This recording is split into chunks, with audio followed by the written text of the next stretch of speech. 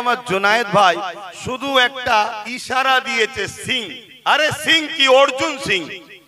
অর্জুন সিং একটা মানবরূপী পশু ছাড়া দ্বিতীয় কিছু নয় সে। আপনাদের মানতে অসুবিধা আছে? মানবরূপী একটা পশু। ও সুরাতে সকলে দেখতে মানুষ, কিন্তু ওর খসলত, ওর আখলাক, ওর কথাবার্তা সবসময় হিংস্র। সবসময় কি করে দাঙ্গা লাগবে, ফিতনা হবে, বিদ্বেষী হবে। ওকে কখনো মানুষ ভাবা যায় না, একটা মানবরূপী পশু। সে আজকে কিভাবে একটা সমাজের শান্তিকে বিঘ্ন করছে, এই বিষয়টা আজকে নতুন ফিতনা। আর এর থেকে আরো একটা ফিতনা, সেটা হলো মানুষকে আজকাল আল্লাহ বলে ডাকছে। শুনছেন তো নাকি? এই বিষয়গুলো নিয়েও আমি সংক্ষেপে বলবো। বাকি যারা দেশকে ভালোবাসবে মাথায় রাখবো, যারা দেশের সংবিধানের নয়, দেশের নয়, জুতোর তলায় রাখবো, সে যেই লাট সাহেবই হোক না কেন। এটা আমাদের আদর্শ। এই আদর্শ তৈরি করুন। সে যে ভিআইপি হোক না কেন, যে আমার দেশের নয়, সংবিধানের নয়, সে আমাদের জুতোর তলায় থাকবে। রাজি আছেন না নাই? দেশের ওপরে কেউ নয়, সংবিধানের ওপরে কেউ নয়। তুমি জেলার সাহেবই হতে পারো, তুমি যদি বড় ধর্মগুরু হও, ইসলাম ধর্মের স্কলারও হও, তুমি যদি আমার দেশের বিরুদ্ধে যাও, সংবিধানের বিরুদ্ধে যাও, তোমার সাথে আমাদের কোনো সম্পর্ক থাকবে না। ঠিক না বে ঠিক? কারণ এ দেশ দেশবাসীর রক্তের বিনিময়ে স্বাধীন হয়েছে। আজকে সে দেশে তুমি তোমার রাজনীতির রুটি শাঁখার স্বার্থে এমন ফিতনামূলক কথা বলছো, যেখানে একটা বিশেষ ধর্মকে টার্গেট করা হচ্ছে। সমাজের মধ্যে সরল প্রাণ মানুষগুলো তোমাদের এই নোংরা বক্তব্যের জন্য একটা বিশেষ সম্প্রদায়কে ঘৃণার নজরে দেখবে। আগামী দিনে ঘৃণা একটা দাঙ্গাতে পরিণত হবে। এই দাঙ্গা একদিন দেশকে টুকরো টুকরো করে দেবে। অতএব দেশকে বাঁচাবার স্বার্থে এই দাঙ্গাবাজদের বিরুদ্ধে আমাদেরকে কঠোর হাতে লড়াই করতে হবে। রাজি আছেন? হাত তুলে বলুন রাজি আছেন। যদি জীবন লাগে জীবন দিতে পারবেন, রক্ত রাখলে রক্ত দিতে পারবেন, দেশের জন্য অর্থ দিতে পারবেন। এর পাশাপাশি আর একটা জিনিস দিতে হবে, যেখানে সেখানে টিপলে হবে না। যেখানে টিপলে দেশ নিরাপদ, সেখানে টিপতে হবে। রাজি আছেন? যাক, আমি আলোচনা করব। ভাইয়ের একটুখানি বক্তব্য আমি দেব, তার আগে আমার দুটো কথা আছে। প্রথম কথা হচ্ছে, আমরা শুধু মাঠ ভরাবো, আলোচনা করব, তাকবীর দেব আর ঘরে চলে যাব, এরকমটা করলে হবে না।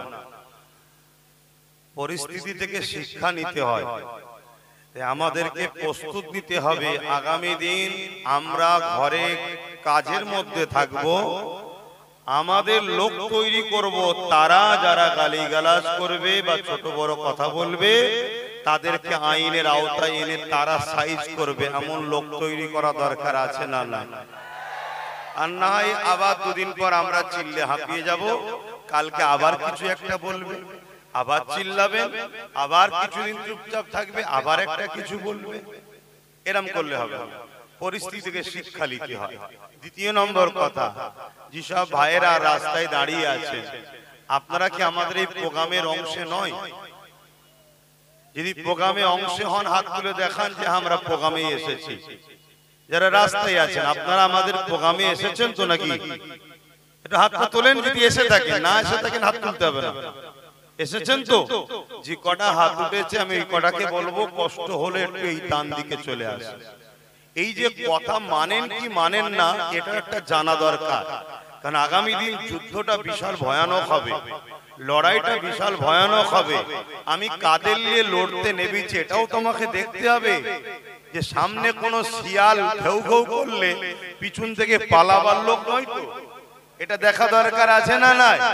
তাই রাস্তায় গ্রিলের বাইরে যতজন আছে, যদি এই মাহফিলে এসে থাকেন, আমাদের সাথে হন, তাদেরকে বলবো ডান দিকে আসেন। আর এটা প্রশাসন বন্ধুরাও দেখছে, মিডিয়াতেও দেখছে, সবাই দেখছে। যেমন কেসরা, কাইসার, পারস্য, রোমকে গিয়ে তাদের গুপ্তচরেরা বলেছিল, মোহাম্মদ রসুলকে পৃথিবীর কোন শক্তি হারাতে পারবে না। রোমের সম্রাট, পারস্য সম্রাট, কেসরা, কাইসার, তারা বলতে লেগেছে মোহাম্মদ রসুল কি বিরাট শক্তিশালী, বিশাল লোক। তাদের বলছে না, পৃথিবীর অনেক রাজদরবারে ঘুরেছি, কিন্তু মোহাম্মদ রসুলের চাহানে ওয়ালাদের মতো এত দিবানা, এত আশিক, এত ডিসিপ্লিন মাননেওয়ালা, এত ইনসাফ পরায়ণ, ন্যায় পরায়ণ লোক পৃথিবীতে কোনো জায়গায় দেখিনি। এই মোহাম্মদ রসুলের অনুসারীরা মোহাম্মদ রসুলকে এত ভালোবাসে, তার জন্য আমরা অর্থের জন্য আপনার চাকরি করি, আর মোহাম্মদ রসুলের ভালোবাসার মানুষরা তারা জীবনটাও বিনা অর্থে হুজুরের জন্য দিয়া পছন্দ করে। বলুন সুবহানাল্লাহ। এই যে একটা আদর্শ, আজকে আমরা সেই নবীর বংশের আওলাদ এবং উলামা হিসেবে নবীর দিনের এলেমের উত্তরসূরি। আজ যখন আমরা আপনাদেরকে বলবো যে এই দিকে চলে আসেন, আপনারা যদি কথাটাকে শুনে আসেন, এই মেসেজটাও কিন্তু সমাজে যাবে যে মুসলিম উম্মা তারা তাদের উলামাদের হ্যাঁ হ্যাঁ বলে, নায়ে না বলে। এটা কিন্তু আপনাদের জন্য ভালো, উলামাদের আপনাদের ঘরে নিয়ে লড়াই করাটাও ভালোভাবে হবে। আমার কথায় কি একমত হতে পারছেন? বলুন, একমত হতে পারছেন? তাই আমি আরো একবার বলবো, গ্রিলের বাইরে যারা রয়েছেন, আপনারা গ্রিলের বাইরে না থেকে ডান দিকে দুপা কষ্ট করে হলেও হেঁটে আসবেন। যদি না আসেন, যারা দায়িত্বশীল ব্যক্তি আছেন, আমি তাদেরকে শুধু বলবো ওনাদের ডিস্টার্ব করবেন না, কিন্তু চিনে রাখবেন কে আপন কে পর। কেন চিনার দিন এসেছে।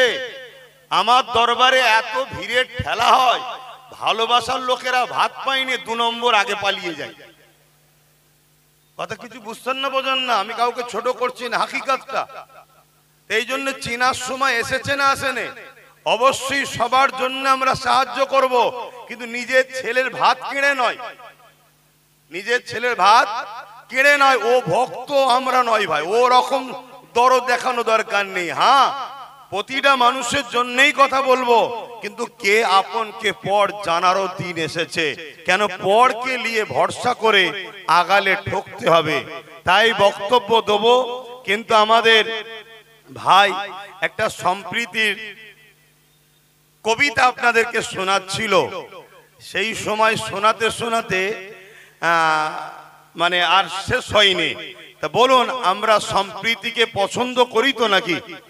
সেই জায়গায় সম্প্রীতির একটা কবিতা যখন হচ্ছিল, সেটা পূরণ হোক, এটা আমিও চাইছি। আপনারা কি চাইছেন? হাত তুলে সাক্ষী দেন, চাইছেন? আমি ভাইকে একটু অনুরোধ করব, মাইক দিচ্ছি, আপনি একটু সম্প্রীতির ওই কবিতাটা পাঠ করুন। তারপরে আমি সংক্ষেপ সময় আজকের যে ইস্যুগুলো আছে, এই ইস্যুগুলোর ওপরে কিছু কথা বলবো।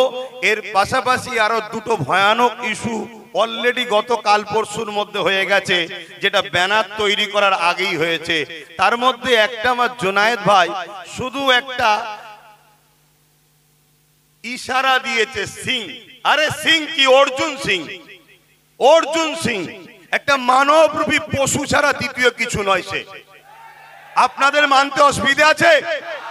মানবরূপী একটা পশু। ও সুরাতে সকলে দেখতে মানুষ, কিন্তু ওর খসলত, ওর আখলাক, ওর কথাবার্তা সবসময় হিংস্র। সবসময় কি করে দাঙ্গা লাগবে, ফিতনা হবে, বিদ্বেষী হবে। ওকে কখনো মানুষ ভাবা যায় না, একটা মানবরূপী পশু। সে আজকে কিভাবে একটা সমাজে শান্তিকে বিঘ্ন করছে, এই বিষয়টা আজকে নতুন ফিতনা। আর এর থেকে আরো একটা ফিতনা, সেটা হলো মানুষকে আজকাল আল্লাহ বলে ডাকছে। শুনছেন তো নাকি? এই বিষয়গুলো নিয়েও আমি সংক্ষেপে বলবো। ট্যাক্স দিয়ে বাস করি, কারো খেয়ে বাস করি না। দেশকে ভালোবাসি, দেশের সংবিধানকে ভালোবাসি। বাকি যারা দেশকে ভালোবাসবে মাথায় রাখবো, যারা দেশের সংবিধানের নয়, দেশের নয়, জুতোর তলায় রাখবো, সে যেই লাট সাহেবই হোক না কেন। এটা আমাদের আদর্শ।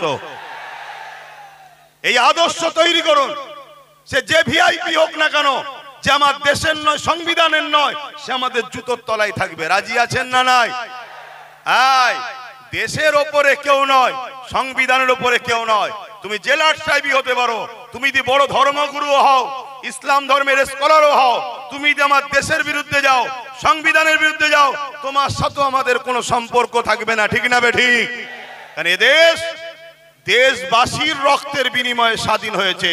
আজকে সে দেশে তুমি তোমার রাজনীতির রুটি শাঁখার স্বার্থে এমন ফিতনামূলক কথা বলছো, যেখানে একটা বিশেষ ধর্মকে টার্গেট করা হচ্ছে, সমাজের মধ্যে সরল পিরান মানুষগুলো তোমাদের এই নোংরা বক্তব্যের জন্য একটা বিশেষ সম্প্রদায়কে ঘৃণার নজরে দেখবে। আগামী দিনে ঘৃণা একটা দাঙ্গাতে পরিণত হবে।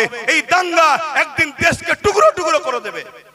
অতএব দেশকে বাঁচাবার স্বার্থে এই দাঙ্গাবাজদের বিরুদ্ধে আমাদেরকে কঠোর হাতে লড়াই করতে হবে। রাজি আছেন? হাত তুলে বলুন রাজি আছেন। যদি জীবন লাগে জীবন দিতে পারবেন, রক্ত রাখলে রক্ত দিতে পারবেন, দেশের জন্য অর্থ দিতে পারবেন। এর পাশাপাশি আর একটা জিনিস দিতে হবে, যেখানে সেখানে টিপলে হবে না, যেখানে টিপলে দেশ নিরাপদ সেখানে টিপতে হবে। রাজি আছেন? যাক, আমি আলোচনা করব।